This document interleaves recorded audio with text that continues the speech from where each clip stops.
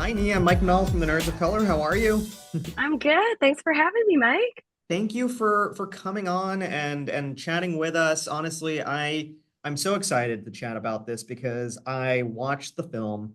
I am a huge horror nerd, and when I watched this, I did not know what to expect. I thought it was going to be more of a drama. I didn't know anything about Oh, the project.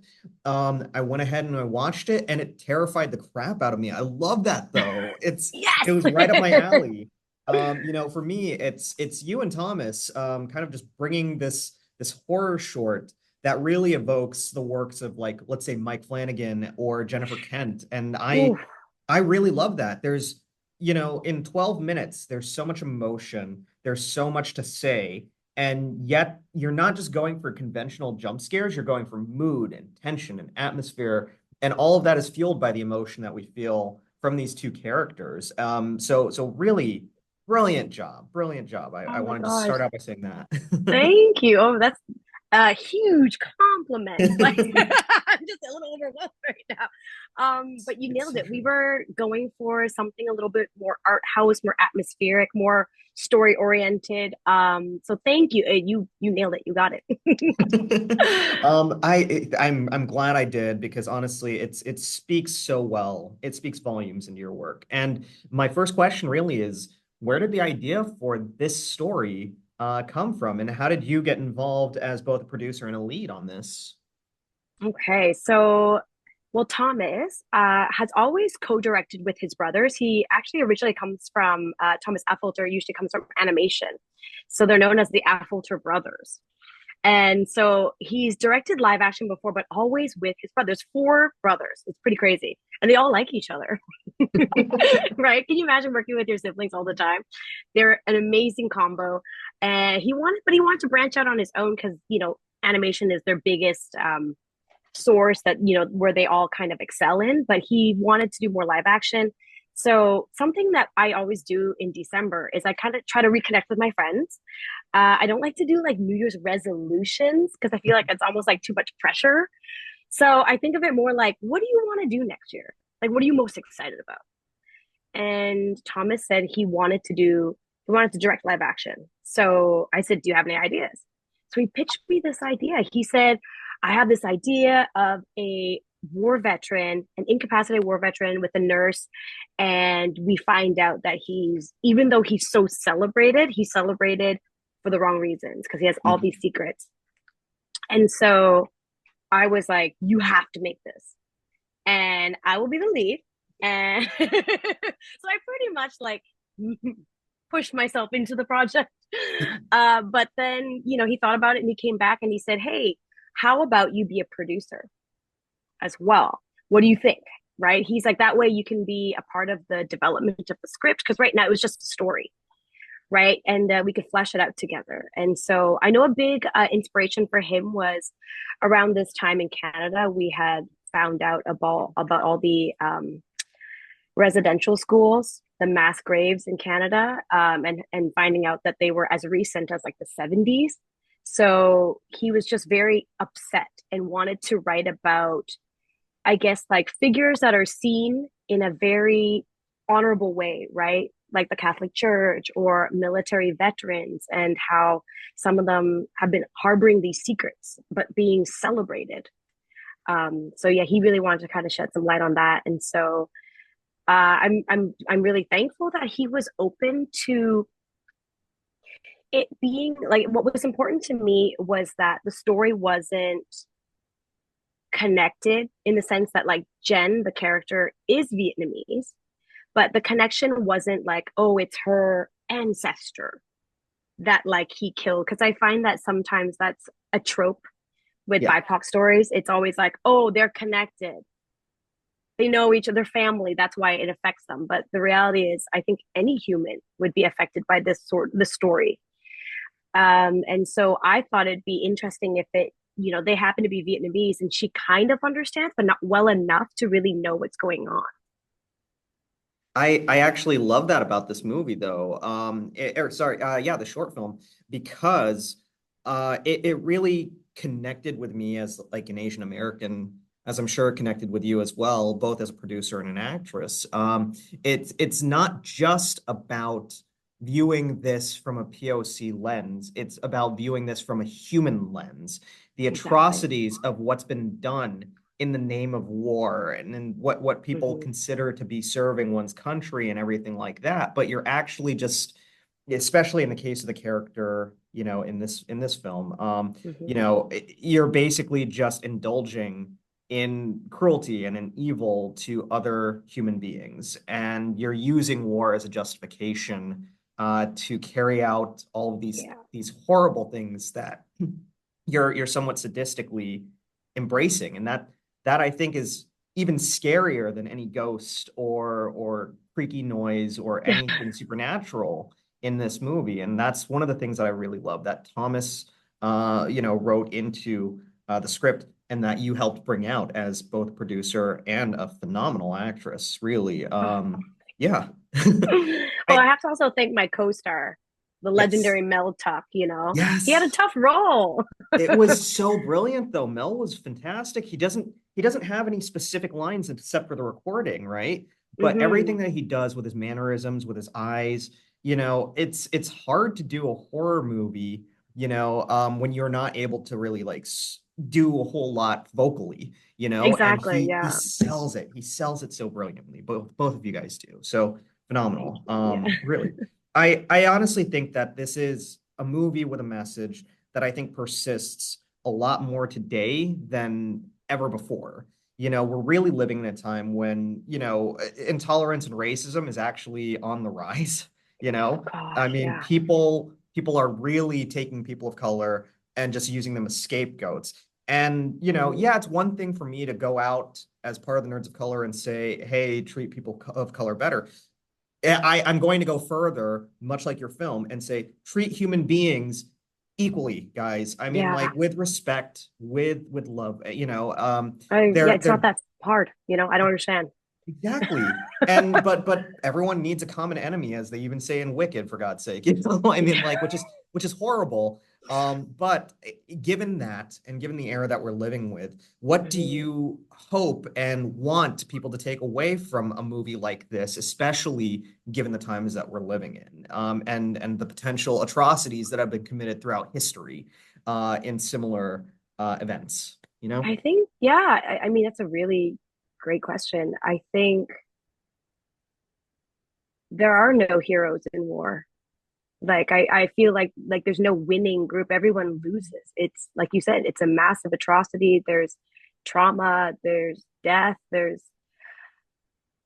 and yeah, I think it's just taking the time to second guess, have some sort of critical thinking. Like don't be in such a rush to celebrate something at face value without really knowing the intention or where it's coming from or yeah, it's really heavy. And I think like I could really go on politically about this.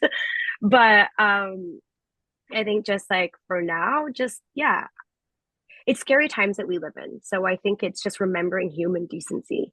Uh that we are not so different from each other. I think that's what is such a divisive tool right now is making it seem like we're so different from each other and therefore creating the other, whatever that looks like, whether that's race or ethnicity or even class.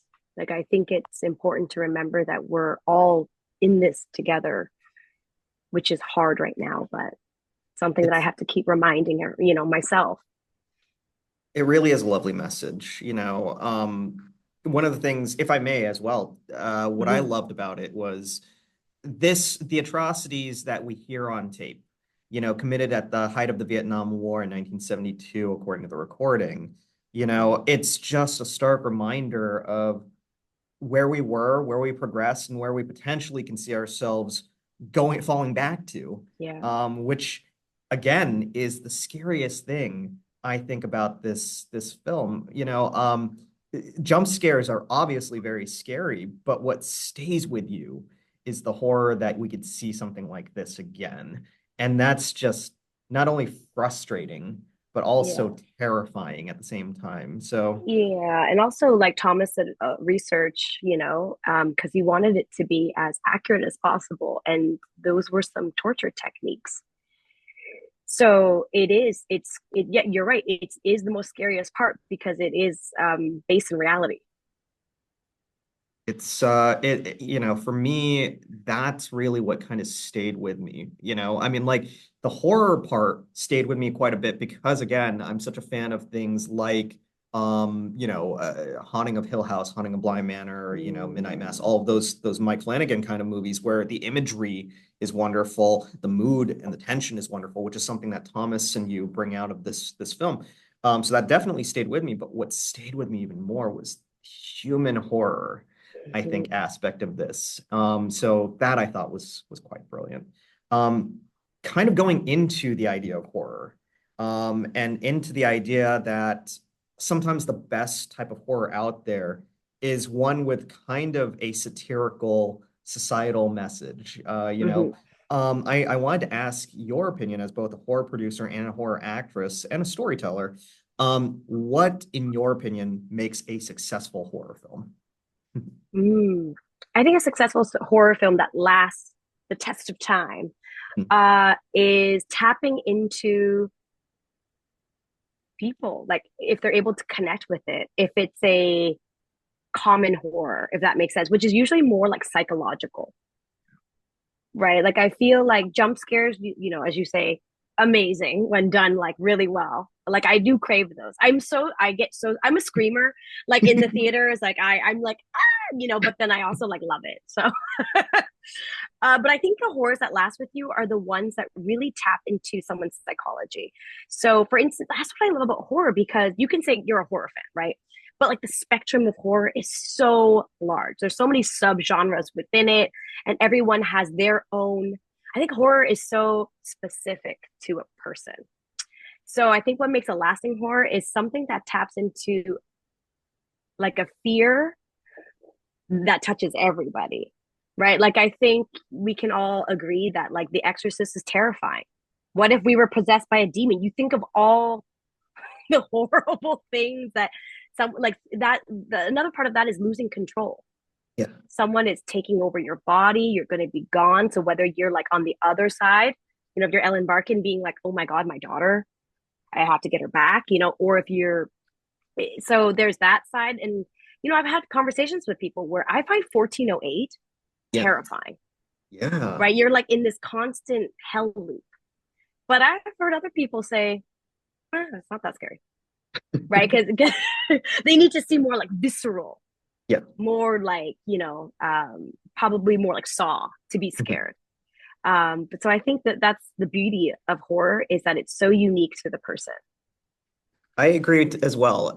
It's incredibly subjective as a genre. And for the record, I actually fall more into the 1408 camp than the Saw Mm. camp. I think honestly the gore is great and everything like that. It's never gotten me super terrified or scared or anything like that. It's really imagery, it's really mood, it's really your connection to the characters Yes, that yeah. always gets me to love a horror movie. I think you named one of my favorites of all time, if not my favorite of all time, which is The Exorcist. That's one of my favorite movies because literally, you can't solve that. You can't really solve that issue. No, you It's can't avoid something, it really yeah, you either. can't avoid it either, It which can makes it happen even more anywhere. terrifying. And to immerse yourself into the situation that Ellen and Linda are in, it's not Hmm. only horrifying, but also heartbreaking because, there's something rooted in love and real affection that is destroying all of that Yeah, it's the for human them. connection. You totally nailed Yes. it. It is. It's like, yeah, it's like you have to connect with the characters to care about what's Mhm. happening to them. I agree wholeheartedly, and I think that hits the nail on the head of what you consider and what I also consider a successful horror movie, one that really touches the human connection aspect of it. I talked about one of my favorites, which is The Exorcist. I want to know what horror genres, sorry, what horror Mm. franchises and stories do you nerd out about? What are your favorites, and who are your favorite horror filmmakers and storytellers? I mean, you kind of nailed one from the very top. That's why I was so like overwhelmed. Mike Flanagan. Yeah, Like I yeah. remember when I saw Oculus, I was like, I don't look at mirrors the same way anymore. Like this is terrifying. And then just what he's managed to do with like you were saying, the Haunted of Hill House, Haunting of Blind Manor, but then like Midnight Mass was a whole religious like it was just such a philosophical take on religion and having two opposite people have these great long conversations that I've just never really seen on television before.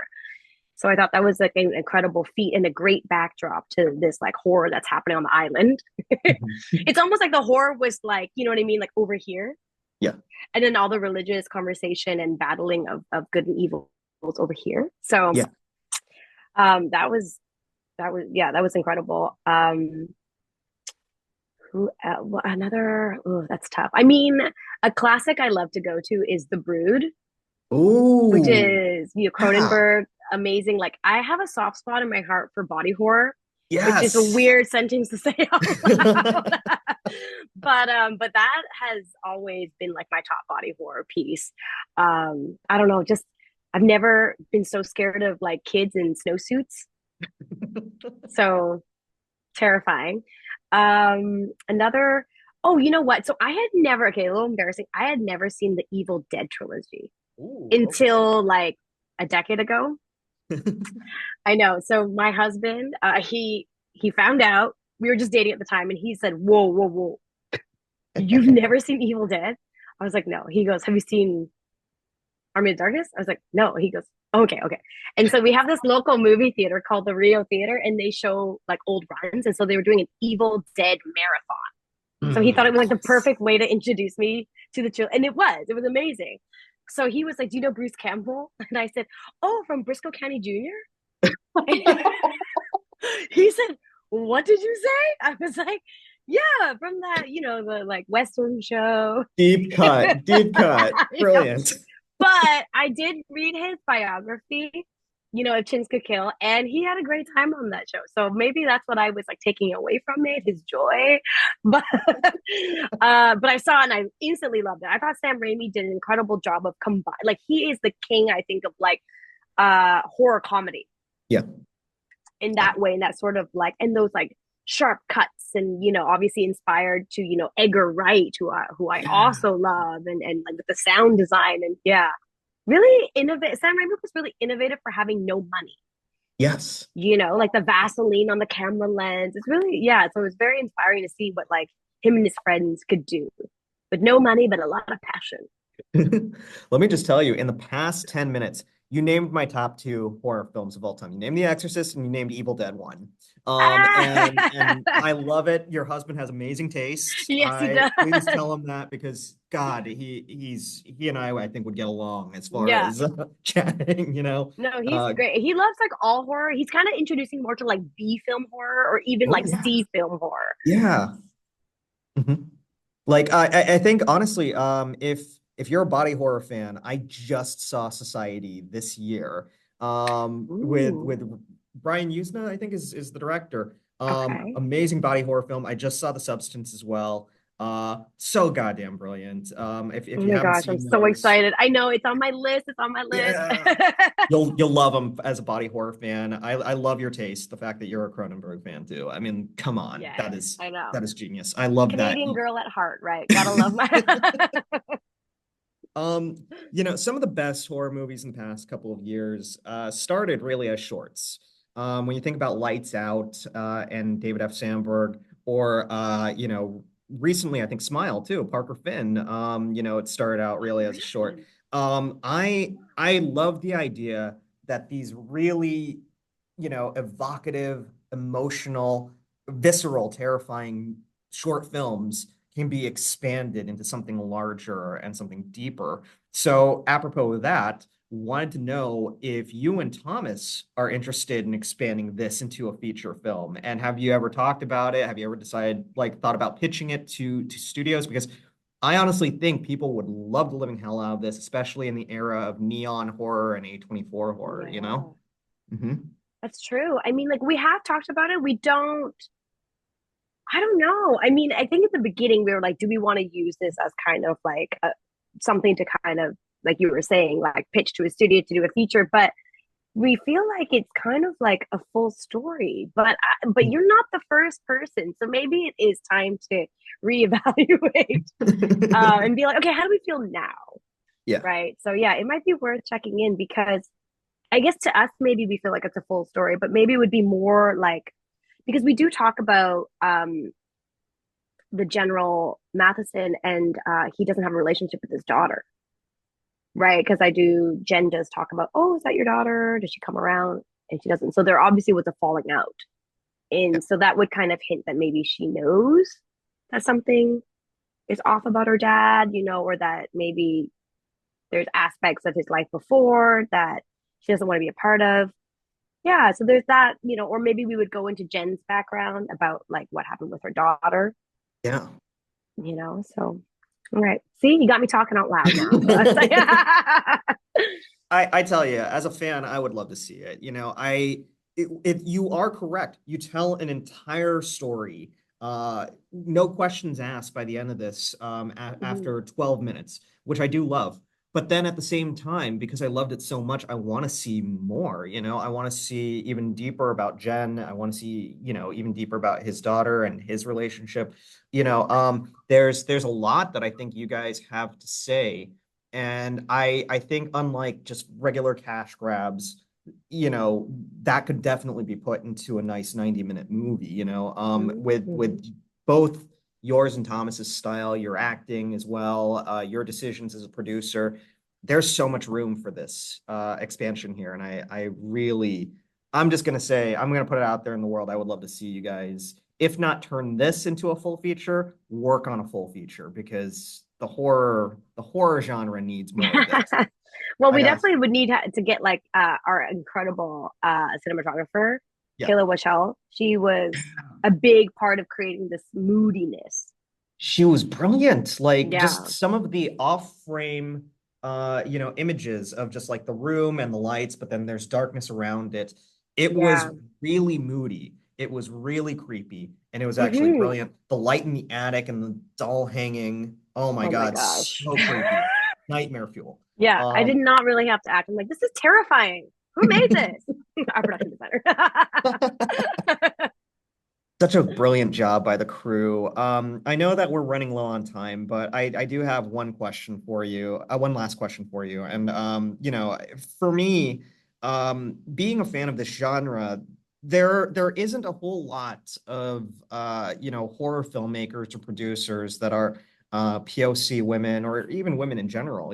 I mean, like I could name a couple off the top of my hand, of my head, but it's an area that I think is frankly quite male dominated.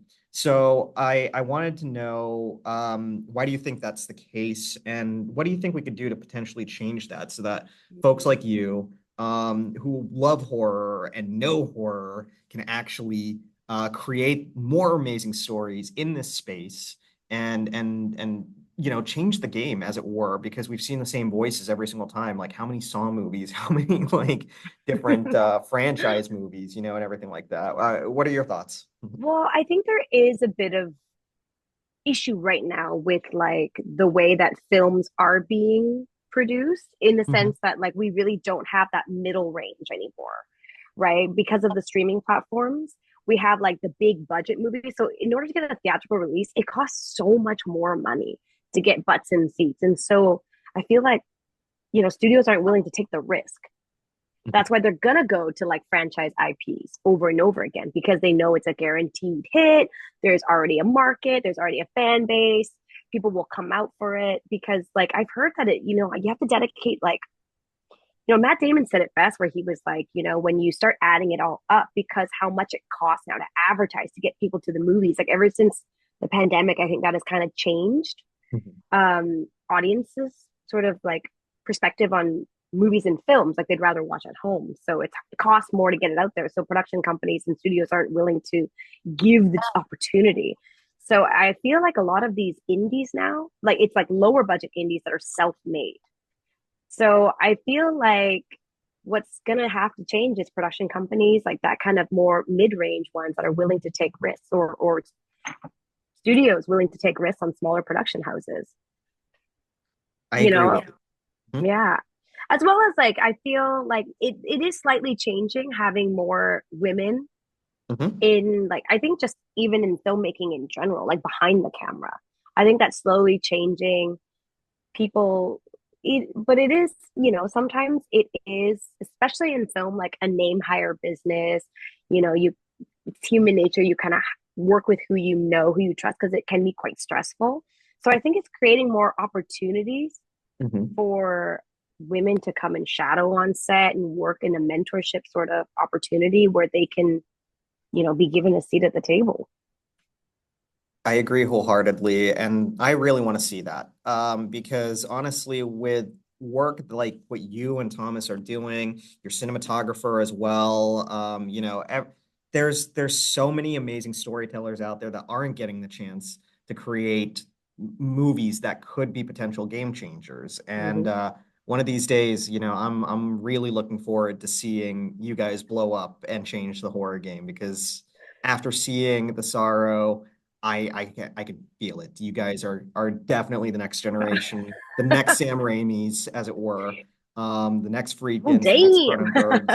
Cronenbergs, the next Flanagans. I feel it, and I think you guys are on something huge. So, from the bottom of my heart, thank you so much. It was an honor to chat with you, and Oh, I thank can't you. wait in anticipation and happiness to see what you guys do next.